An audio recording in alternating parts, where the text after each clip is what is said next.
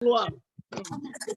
Chazak, Chazak. Rabbi Meir, il venait prendre un café avant d'entrer. Alors on reprend Rabotai. On est dans Yitro. Vaishma Yitro Chohen Midian. Normalement, ce Yitro, on n'aurait pas dû le recevoir entre guillemets. Pourquoi? Parce que le Ham Israël était dans le top de ses forces. Et tu ne peux pas recevoir quelqu'un, un converti, quand quoi? Quand on est au top de nos forces, parce que peut-être qu'il veut se convertir pour des intérêts. Et s'il se convertit pour des intérêts, donc on n'a pas le droit de venir et de le recevoir. Maintenant, Yitro, sachez une chose. Quand il a décidé de se convertir, ouvrez grand vos oreilles. Il a dit, je prends ma retraite. Je prends ma retraite, je veux partir. Ils lui ont dit, c'est impossible. Aucun prêtre n'a pris sa retraite, sauf Yitro. Ils ont dit, si tu dis que tu prends ta retraite, c'est que tu veux t'approcher d'Hachem. Ah, tu veux t'approcher d'Hachem? Si tu veux t'approcher d'Hachem, c'est que quoi? Allez, c'est reparti. Ils ont pris Yitro et qu'est-ce qu'ils lui ont fait? Ils l'ont excommunié. Ils l'ont excommunié. Ils l'ont mis en idouille. Ils ont dit, Yitro, on ne veut pas de toi. Ils ont mis en idouille que personne ne pouvait l'approcher, personne ne pouvait se marier avec ses filles, personne ne pouvait. Et donc, Yitro, il a subi des tsarot, des souffrances énormes, énormes, énormes quand il s'est approché d'Hachem. Ce qu'il a pris, Yitro, il était Cohen Midian, il était prêtre de Midian, il était dans un endroit énorme, riche, milliardaire. Il s'est retrouvé à côté de Moshe Rabbeinu sans rien. Incroyable. Il a fait de l'endroit le plus élevé et il est venu s'attacher à Moshe Rabbeinu sans or, sans argent, sans rien du tout, comme un pauvre. Est-ce que vous pouvez me dire à Shavuot, la haftara de Shavuot, c'est la haftara de qui qu'on fait? Yecheskel. Yecheskel Ben Bouzi. Ben Bouzi, oui. Chazak ou Barou. Vous savez, c'est qui ce Yecheskel Ben Bouzi? C'est le petit-fils de qui? C'est un converti. Mais c'est le petit-fils de qui? Là, je vous entends bien, Baruch Hashem. C'est un petit-fils de qui? Johanna, qui est le petit-fils de Yecheskel Ben Bouzi et le petit-fils de qui? Je vous demande à tout le monde. Petit-fils. Yecheskel Ben Bouzi, le grand prophète, était un petit-fils de qui? Ruth? Non. Non. Faux. Je vous laisse encore chercher. Yecheskel Ben Bouzi. De Yitro? Non, était le petit-fils de Rahav Azona. C'est qui celui-là? Rahav Azona, Rahav la prostituée, qui a reçu les explorateurs. Mais elle s'est mariée avec Yoshua. Bravo. Ah oui, elle n'avait pas dit où ils étaient. Elle s'est mariée avec Yoshua Binoun. Et elle a eu 8 Très belle Dévim. femme. 8 Une des Dévim, trois elle plus a belles, eu. Et vous une des trois plus savez, belles femmes du monde. bravo, et vous Même savez, une des 7 Rabotai, plus belles femmes du monde. magnifique, que quand Yecheskel, il a commencé à prophétiser, ils lui ont dit, mais de qui tu parles? Ils lui ont dit, qui tu es toi? Ils lui ont dit, ton grand-père, ta grand-mère, c'était une prostituée. Ils ont tous, c'est pour ça qu'il s'appelle Yecheskel. Ça coupe, c'est énervant.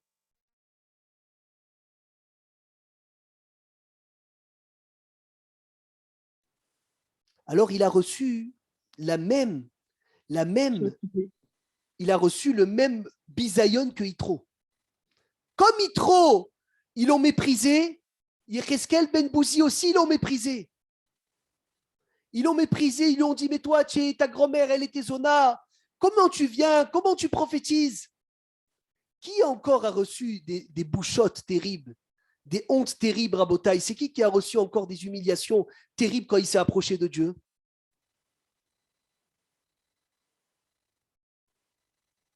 Hein? Qui est-ce qui a reçu des humiliations quand il s'est approché d'Hachem? Alors? Rabbi Akiva. Rabbi Akiva, excellent. Mais dans le Tanakh encore. Dans le Tanakh, qui a reçu des humiliations quand il s'est approché de Dieu? Rabbi Meir. Non, dans le Tanakh, dans la Torah, écrite. Alors? Abraham. Non. Non. Abraham n'a pas reçu des humiliations. David. Non. Ah, David, il était tout le temps proche de Dieu. Noir. Non. Ruth à Moavia. Ah, Ruth. Razak. Ah, j'ai pas écouté. Mechila, je n'ai pas écouté. À Shrechem. Ruth à Moavia, elle a reçu des humiliations terribles quand elle s'est approchée d'Hachem. Ils l'ont tous. Elle était la fille d'un roi, Ruth. C'est tous des Ruth. convertis, non? Bravo, Hamouche, bravo. Voilà, si on a reçu ça, on a déjà reçu le Messer. Ruth à Moavia, Ruth de Moab, elle a reçu des bouchottes terribles. Cette Ruth-là, sa belle-mère, c'était Naomi. Elle était fille de Eglon, fille de roi. Cette fille de roi, la Ruth, elle a tout abandonné pour aller avec Naomi. Elle a perdu son mari. Elle a perdu son beau-père. Naomi, elle lui dit, lâche-moi, pars. Ruth, elle lui dit non. Naomi, elle commence à lui dire, s'il te plaît, c'est trop compliqué les lois de la Torah. Elle lui dit, Ba'asher telchi eler. Il lui dit, s'il te plaît, lâche-moi, tu sais que nous, on a des lois de Yichud, on ne peut pas dormir avec n'importe qui. Elle lui dit, Ba'asher talini alin. L'endroit où tu vas dormir, je vais dormir. Elle lui dit, c'est trop compliqué, il y a les 4 morts du Beddin. Elle lui dit, Ba'asher tamut yamut. Comme tu vas mourir, je vais mourir. Naomi, elle lui dit, c'est trop compliqué. Ceux qui ont été tués par le Beddin ne peuvent même pas être enterrés avec tout le monde. Elle lui dit, Vesham et Kaver. Là-bas, je serai enterré. Ba'asher talidi alid. Ba'asher tamut yamut. Ba'asher telchi eler. Ba'asher tamut yamut. Vesham et Kaver. Elle a subi des bisionotes terribles. Ruth, elle se prépare pour aller recevoir, alors qu'elle était milliardaire, elle va ramasser des séorim, elle va ramasser du blé, elle va ramasser de l'orge. Lorsqu'elle vient, elle ramasse de l'orge, Boaz, il la voit. Et là, ouvrez grand vos oreilles, c'est l'essentiel du cours. Boaz, il vient, il lui dit, Iten Hashem paoler, qu'Hachem, il te paye. Uti maskurter shelema. Que Dieu te donne un salaire entier. Quand un pauvre Rabota, il vous demande de l'argent dans la rue, tu dis que Dieu t'aide? Est-ce que tu lui dis que Dieu t'aide? Vous écoutez, est-ce qu'on lui dit que Dieu t'aide? À qui? Au pauvre, tu lui dis qu'Hachem t'aide? Pourquoi pas? Non, tu dois lui dire, moi je vais t'aider. Ah ouais. C'est quoi ce? Il lui dit, ah, Dieu va t'aider. Ouvrez grand vos oreilles. Ruth à Moaviel s'est mariée avec Boaz. Quel âge il avait Boaz le jour de son mariage? Plus de 30. Non. Quel âge il avait Boaz le jour de son mariage? J'espère que vous écoutez bien, parce que c'est énorme. Très âgé. Quel âge, s'il te plaît, Khabouch? Je ne veux pas être très âgé. Je crois 90, non? 400 ans. Ah, Il y a un check. 400 ans. Ah, moi qui pense que je m'étais marié tard. 400 ans. Il avait. Combien d'invités il va faire venir? Oh là là, combien d'invités, Michel, il pense aux invités. Hazak, tu as raison. Imagine, 400 ans. Le soir du mariage, le lendemain du mariage, qu'est-ce qui se passe? Il meurt. Il meurt, Boaz, il décède. Ruth, elle peut crier, elle peut venir, elle peut aller dire à Hachem, Hachem, avec tout ce que j'ai fait pour m'approcher de toi. C'est comme ça que tu me récompenses. Elle tombe enceinte. Elle a subi le même problème que Yitro. Yitro, tout le monde l'a méprisé. Ruth, tout le monde l'a méprisé. Yeheskel Ben Bouzi, tout le monde l'a méprisé. Mais il vient Boaz, il lui dit, Utimas Kurter Shelema. Jusqu'à quand elle a vécu Ruth à Moavia? Jusqu'à la génération de qui? De Shlomo Améler. Elle a vu son fils, Oved. Oved, il a eu Ishaï. Ishaï, il a eu David. David, il a eu Shlomo. Elle a vécu Ruth à Moavia plus de 400 ans, jusqu'à Shlomo Améler. Et il y a écrit, le Navi dit qu'ils ont préparé à Shlomo Améler 2 trônes. Un trône pour Shlomo et un trône pour Ruth à Moavia.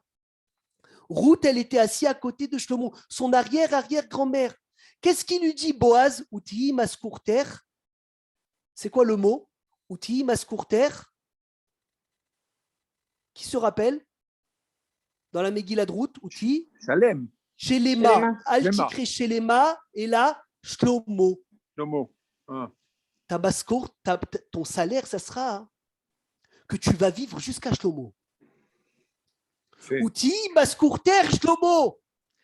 Route, Yitro, je passe à Yitro. Je reviens chez Yitro. Tous les bisionotes qu'il a subis. Son gendre, c'est qui? C'est Moshe. C'est qui son deuxième gendre à Yitro? C'est qui le deuxième gendre d'Yitro? Aaron. Non. C'est pas Aaron, il Aaron. n'est pas marié avec la sœur de. Non. C'est qui le deuxième gendre d'Yitro? Pinchas. Non. Ah, d'accord. Alors? Là, il doit avoir des problèmes de connexion. C'est qui le deuxième gendre de Yitro? Yoshua bin Nun. Non, jamais de la vie. Déjà, c'est qui sa fille, la deuxième fille de Yitro? Eh oui, elle avait une fille, je ne sais pas comment elle s'appelle. La Torah, elle ne parle pas de son nom. Mais en tout cas, c'est écrit, Meforash, c'est un pasouk. Elazar, le fils de Aaron. Velazar ben Aaron, la kahlomi benot, Poutiel, l'oleisha. Elazar, le fils d'Aaron, a pris des filles de Poutiel. C'est qui Poutiel? Yitro. Yitro, parce qu'il a engraissé des veaux pour l'idolâtrie. Rabotaï, deux gendres, un Moshe et un Elazar. Fils d'Elazar, c'est qui? Pinchas. De Pinchas, il vient tous les Kohanim Gdolim. Yitro, qui a mérité des descendants plus beaux qu'Yitro? Personne. Grâce à qui il a mérité tout ça? Parce qu'il a subi des bisionotes. Il a subi des mépris. Tout le monde l'a méprisé. Il a subi des difficultés. De ces difficultés-là, il a eu cette descendance royale. Yecheskel ben Bouzi, il a vu dans le ciel ce qu'aucun prophète à part Yesharia a vu. Grâce à qui? Parce que Bouzi, tout le monde a eu Mevazi Moto. Hachem, il a dit quoi? Tout le monde te méprise. Je te jure que tu verras des choses que personne n'a vues. Tu verras des choses que personne n'a vues. Yecheskel ben Bouzi. Le troisième, Ruth Moavia. Ruth Moavia, elle voit jusqu'à Shlomo. Bisroutma, elle voit jusqu'à Shlomo. Bisrout, les bisionotes qu'elle a subies. Maintenant, si vous avez fait attention, à Shavuot, au don de la Torah, on lit quoi? On lit Yitro. La Haftara de Shavuot, c'est quoi? Yecheskel ben Bouzi. La Megillah de Shavuot, c'est quoi? Quelle Megillah on lit à Shavuot? Megillat Ruth. Megillat Ruth. Maintenant, dernière chose, mais c'est énorme, c'est énorme. Le passage de don de la Torah de Yitro, il est expliqué dans quel Maseret du chasse? Parce que je passe à la Torah. Maseret Shabbat. Quel chapitre? 15, non, attends. Comment il s'appelle le chapitre? Euh, Est-ce que quelqu'un sait comment il s'appelle ce chapitre? Vous allez tomber par terre.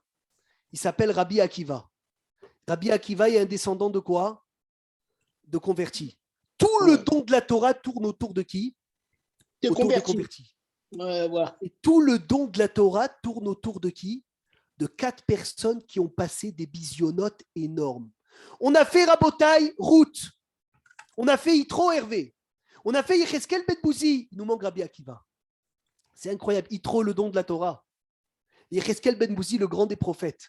Megillat Ruth, la maman de tous les convertis. Rabbi Akiva, le papa de tous les Tanaïm. Le plus grand prophète. Rabbi Akiva ben Yosef. Alors, je vais vous raconter l'histoire. On sait tous que Rabbi Akiva, il était marié avec qui? Comment elle s'appelle, la femme de Rabbi Akiva? Rachel. Rachel. Comment il s'appelle, le beau-père de Rabbi Akiva? Kalba Savoie. Kalba Savoie. Kalba Savoie était riche ou pauvre? Riche. Milliardaire. Il avait de l'argent pour nourrir tout Jérusalem pendant combien de temps? Pendant 22 ans. Vous imaginez, le monsieur peut nourrir Jérusalem pendant 22 ans. 22 ans à lui tout seul. Il peut nourrir toute la ville de Jérusalem. Un archi-milliardaire. Il entend que sa fille Rachel, elle se marie avec Rabbi Akiva. Il a des hérites. Rabbi Akiva, il a un beau-père milliardaire qui ne lui donne pas un shekel, même pas une agoura. Avot des Rabbi Nathan, il dit que Rabbi Akiva, il dormait avec Rachel dans un étable avec des animaux parce qu'il n'avait pas d'argent pour avoir une maison. Rabbi Akiva n'avait pas d'argent pour avoir une maison. et il partait étudier la Torah avec son fils de son premier mariage. Rachel, elle a envoyé au Talmud Torah apprendre Aleph Bet. Et tout le monde faisait quoi sur Rabbi Akiva? Quand il regardait Rabbi Akiva, qu'est-ce que tout le monde faisait sur Rabbi Akiva? Se moquer, Ben Bouzi, lui aussi, Koulam Mevazi Moto. Incroyable lien. Yitro, Rabbi Akiva, Yecheskel Ben Bouzi. Il se moquait de Rabbi Akiva. Mais tu n'as pas honte. Tu as 40 ans. Tu ne sais pas lire. Ton beau-père, il est milliardaire et toi, tu n'as pas un sou. Tu vaux rien. Rabbi Akiva, il a subi tous les mépris. Tous les bisionotes qu'on lui a fait. Rabbi Akiva, il les a pris sur lui. Et qui dormait sur quoi, Rabbi Akiva? Qui sait sur quoi il dormait? Rabbi Akiva, sur quoi il dormait? De la paille. De la paille. Et le matin, il ramassait la paille d'entre les cheveux de sa femme, Philippe. D'entre les cheveux de sa femme, il lui ramassait la paille. Et un jour, Eliaou Hanavi, il est venu, il s'est déguisé en un vieux monsieur. Il a toqué à la porte, il lui a dit, on a eu un garçon. Tu n'aurais pas peut-être un peu de paille pour le mettre, le bébé, sur la paille? Rachel, elle lui a dit, Rabbi Akiva, il lui a dit, même la paille, c'est la seule chose qu'on a. Il est utilisé pour se chauffer, pour le matelas. Il lui a dit, donne la paille. Rabbi Akiva, il a donné la paille. Il s'est retrouvé. Même la paille, il n'avait plus. Même la paille, il n'avait plus, Rabbi Akiva. De lui est sorti qui? 24 000 élèves. Tout le chasse des enseignements, du mépris qu'on a méprisé Rabbi Akiva. Car toutes les grandes personnes qui nous ont donné la Torah, Rabotai, ont été tous méprisés. Toutes les grandes personnes qui ont été les patrons de la Torah orale, écrite, prophète, ont subi des mépris. Parce que s'ils n'avaient pas subi des mépris, ils ne seraient jamais où ils sont aujourd'hui. Quand Rabbi Akiva est revenu avec 12 000 élèves, il a entendu le voisin dire à sa femme, mais jusqu'à quand tu vas être veuve d'un vivant? Sa femme, elle lui a dit, si il pouvait m'écouter, il serait reparti encore 12 ans. Il est reparti, Rabbi Akiva, encore 12 ans, il est revenu avec 24 000 élèves. Bisroutma, tous ses élèves. Bisrout, la labeur qu'il a eu Rabbi Akiva, les efforts qu'il a eu Rabbi Akiva. Maintenant, Rabotai, on va conclure l'Ikrat Asof. Yitro, il s'approche. Qu'est-ce que Moshe Rabbeinu il lui raconte à Yitro pour l'approcher? Qu'est-ce qu'il lui parle? Il lui parle de quoi? De Yetziat Mitzrayim. Mais il lui parle de quoi?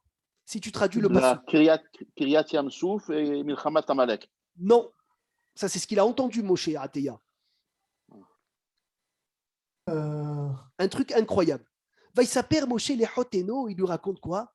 Et kol atela'a. Ça veut dire quoi et kol atela'a? Il lui raconte toutes les malheurs.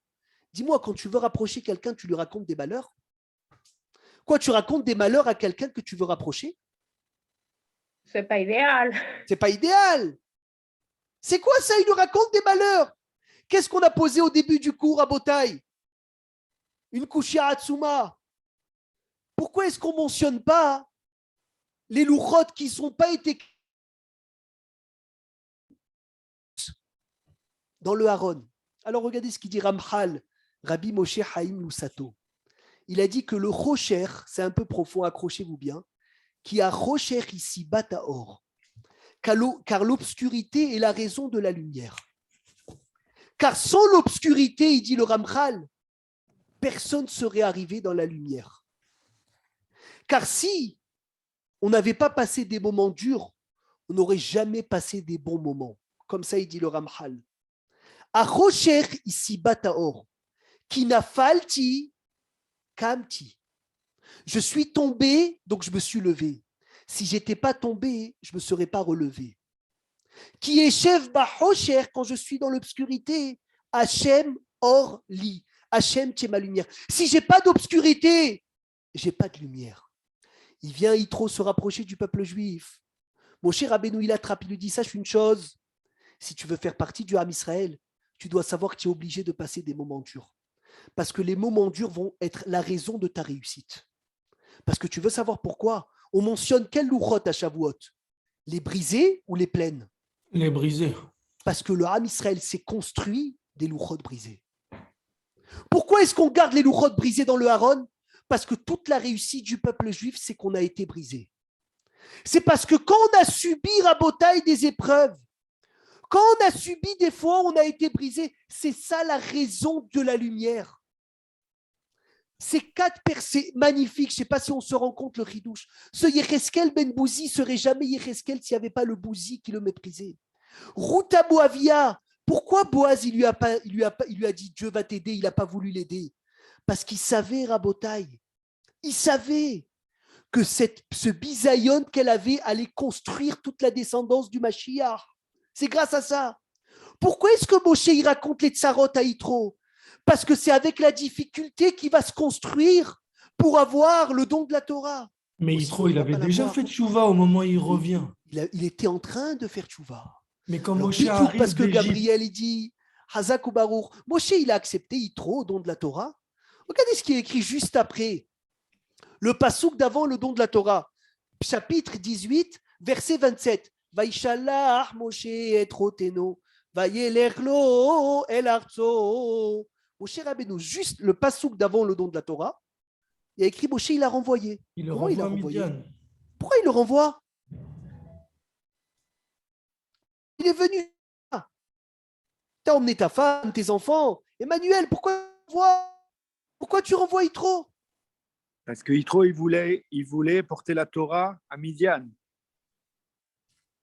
Selon le pshat, attention.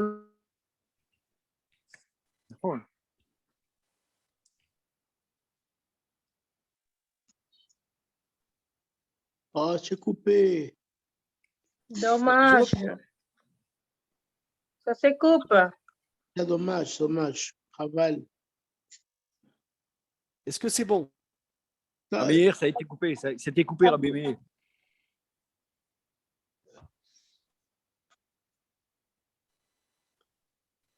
Ça coupe beaucoup, hein? Ouais, je sais, Mechila. Aujourd'hui, c'est. Là, Est-ce que c'est bon? Est-ce que Ouais, c'est là, bon, c'est Gabriel? Ouais. Baruch Hashem. Moshe, il le renvoie. Ils expliquent les Mefarshim, on va terminer avec ça. Hachem, il lui a dit à Moshe, n'accepte pas Yitro au don de la Torah. Il peut venir au don de la Torah que celui qui a souffert en Égypte. Que celui qui a souffert en Égypte peut avoir une part au don de la Torah. Celui qui n'a pas souffert en Égypte, Yitro qui n'était pas dans l'esclavage d'Égypte, ne peut pas avoir une part au don de la Torah. Alors je vais vous poser une question énorme. Si c'est comme ça, comment la tribu de Lévi a assisté au don de la Torah? Ils n'ont pas travaillé. Ils n'ont pas été esclaves en Égypte, la tribu de Lévi.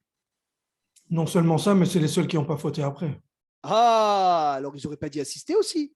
Parce que l'esclavage d'Égypte, c'était pour les purifier pour recevoir la Torah. Ah, pour les purifier pour recevoir la Torah. Alors comment c'est possible que quoi? Comment c'est possible que le tribu de Lévi a reçu la Torah? Réponse, c'est écrit, Rabotai, c'est écrit que Vayavid Mitzray Paro, Vaimareru et Hayem Ba'avoda Kasha. Paro a rendu esclave le peuple juif Ba'avoda Kasha. Chomer, c'est quoi Chomer? C'est quoi Chomer? Le béton. Le ciment, ouais. Le ciment. La matière. Bilvenim, les briques. Chol avoda basadé, tous les travaux dans le champ. Il dit le Zohar à Kadosh, Rabotai, il y a écrit Paro, Vaimareru et Hayem, Ba'avoda Kasha, c'est aussi la Kushia, la question de la Gemara. Bechomer, c'est aussi le Kalva Homer. Ou Bilvenim, c'est aussi blanchir la Sougia. Ou Bechol avoda basadé, c'est la Braïta. Les Lévi'im se sont purifiés. Avec quoi? Avec leur étude de la Torah. En Égypte, tu as eu le groupe qui ont pris le tikkun avec l'esclavage. Et tu as la tribu de Lévi qui a eu le tikkun avec quoi? Avec leur limou de Torah. Parce que chaque mot, le béton, la brique, etc., fait allusion à une partie de Torah. Je vais vous raconter une histoire que j'ai écoutée aujourd'hui du Rav Baruch Rosenblum. Une chose extraordinaire. Juste avant Oui. ça, tu peux rappeler Chomer. Alors, Chomer, c'est le Kalva Homer. D'abord, il y a écrit Ba'avoda Kasha, c'est la Kushia. Chomer, c'est le Kalva Homer. Bilvenim, c'est les briques, mais c'est aussi blanc. Blanchir une sougia. Ou bechol avoda basadeh, tout le travail, le chant de la Torah, c'est la braïta. C'est pas extraordinaire, c'est pas extraordinaire. Magnifique. Alors, Va. et beaucoup de fois, les gens ils me disent oui, mais toi, tu es assis tranquille, tu étudies la Torah. Tu es assis, tu es tranquille, tu te reposes, on fait la sieste. À la yeshiva, il y a la sieste, Dieu bénisse. Dieu, 1 heure à 3 heures, une bonne sieste. Il y a le café chaud, le thé. Alors, tu vas dire, bon, ça n'a rien à voir avec travailler. Mais écoutez cette histoire. Le Rav de Ponovitch, Rabbi Shlomo Kahanman, un géant, celui qui a créé Abnei Brak, la yeshiva de Ponovitch et l'orphelinat. Après la Shoah, c'est ce Rav avec le Rav Herzog. Le Rav Herzog, Isaac Herzog, le grand-père du président actuel. Ouais, le premier grand rabbin, Non, un des le premier grand rabbin d'Israël, Kol HaKavod, c'est le avec premier. Rav Kook, Il était grand rabbin quand il n'y avait même pas encore l'État, pour te dire. Le grand-père de Yitzhak Herzog, l'actuel, et le père de l'ancien Nassi, Chaim Herzog. C'est eux qui partaient dans les orphelinats et ils disaient il y a des juifs, il y a des enfants juifs de la Shoah. Et le curé disait jamais de la vie. Mais non, il n'y a pas de juifs. Et ils allaient en bas, ils criaient Shema Israël, Hashem Elokeinu, Hashem Echad. Et le bébé, les enfants, ils criaient Tate, Mamé, Papa, Maman. Et il a sauvé comme ça le Rav Kahanman, une tonne de juifs. Et il les a emmenés à Bnei Brak. Il a ouvert l'orphelinat. Mais il n'y avait pas de matelas. Il est parti faire une dracha à Tel Aviv en leur disant comment est-ce que vous dormez sur des matelas lorsque des enfants ils rentrent de la Shoah, ils n'ont pas de matelas. Il a témoigné que samedi soir, tous les gens de Tel Aviv sont venus avec leurs propres matelas, ils les ont mis dans l'orphelinat. Ce Rav Shlomo Kahanman, quand il a construit la yeshiva de Ponovitch, il a emmené 100 ouvriers. 100 ouvriers qui devaient construire la yeshiva.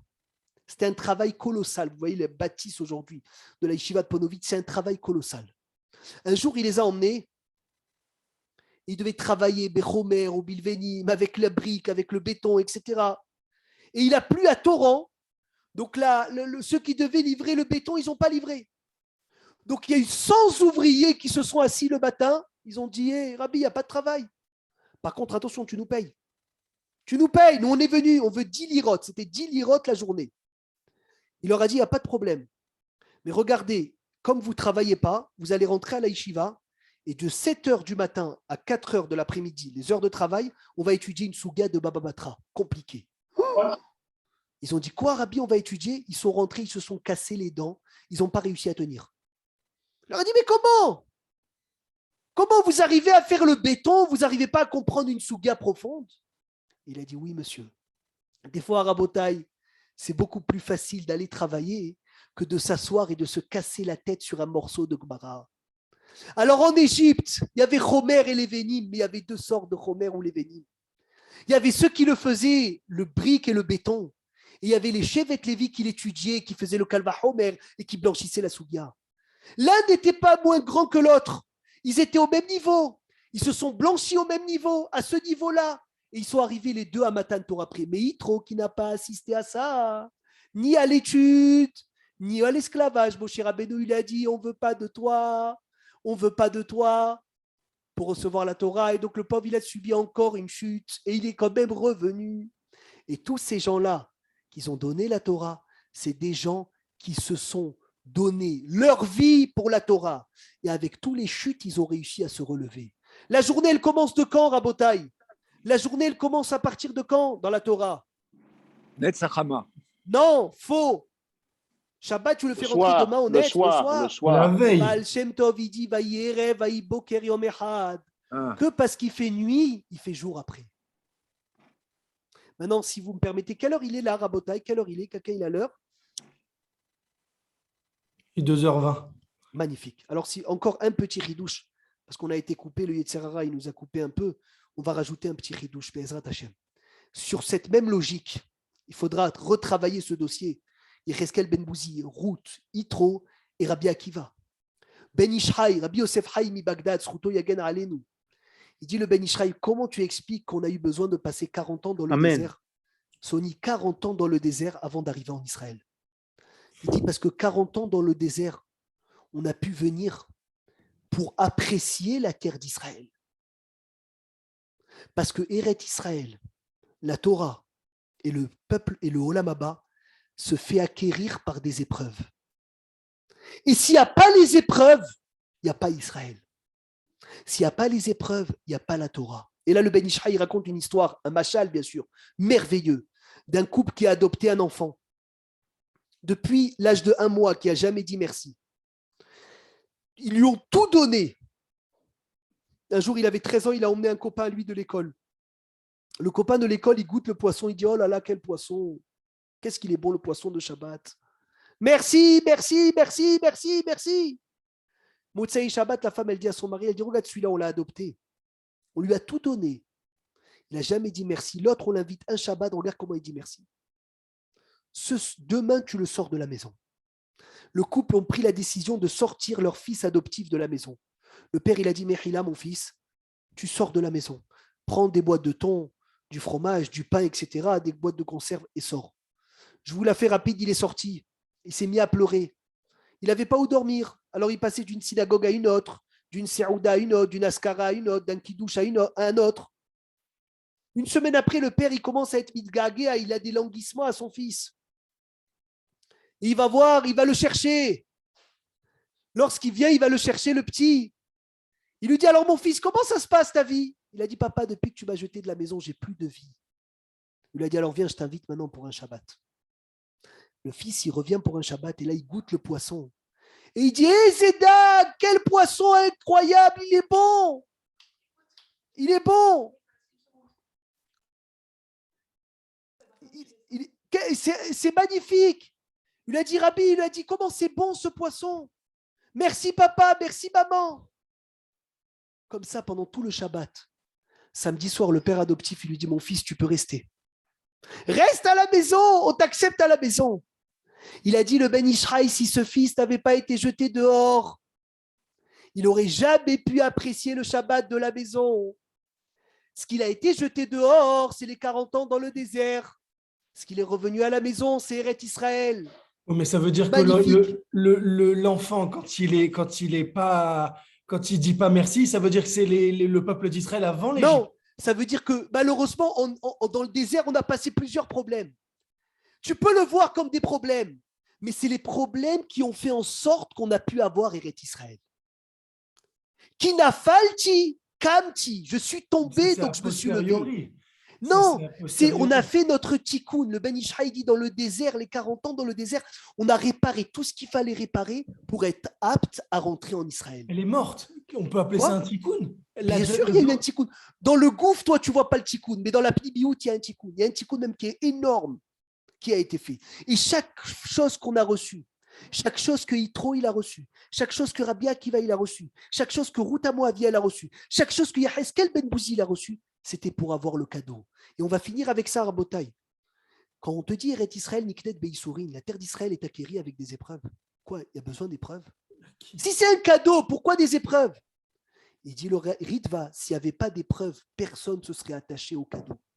C'est que grâce à l'épreuve qu'on a un kécher avec le cadeau.